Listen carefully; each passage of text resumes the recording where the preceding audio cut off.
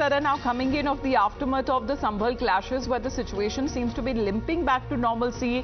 Today, as far as the administration is concerned, it has allowed the schools to reopen. However, internet services still remain clamped down as heavy security deployment that can be also seen in Sambhal. Let's get a quick update. Pradeep Datta, who's been reporting from the violence hit area of Sambhal and has been getting us reactions as well. Because on part of the investigation and the blame game, Pradeep, that we have seen, first tell us about the ongoing situation that can be seen in Sambhal post-violence.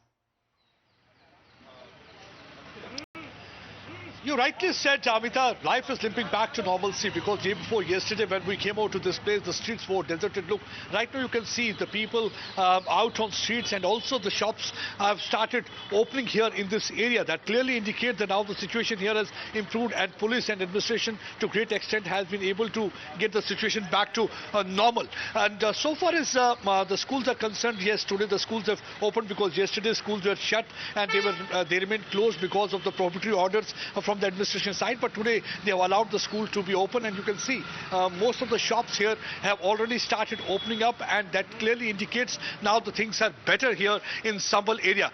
But so far as the politics is concerned, we have seen that the war of words between the political parties continues. Akhilesh Yadav has raised several questions. One of the questions had been, what was the need for another survey when the survey was already conducted on November 19th? But this narrative of Akhilesh Yadav has already been punctured by none other than Vishnu Jain, who is one of the petitioners in this regard. He had put out a notice on social media post where he had said that notice was served well in advance to all the concerned parties, including the Jama Masjid committee. And they were well aware of the fact that from 7 a.m.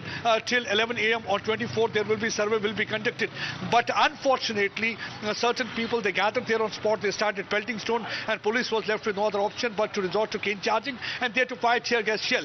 Though some people are blaming police for firing, police is maintaining they did not use any kind of a lethal weapon. It was only the non-lethal weapon like tear gas, smoke shells and pellet gun that was fired from. It was somebody from within the mob that they opened fire that led to injury of many of the cops and also death of 4 people. So this is a matter of investigation. 1,000 FIR had already been fired. Of course, part of the police and the DM have been suggesting that all of the footages till now that have been collecting, they have been now scrutinizing through them and identifying the people, especially who are said to be many of them are juveniles, also being a part of the mob that was mobilized when these clashes took place in Sambhal. Thank you very much for the moment, Pradeep Datta, for joining in.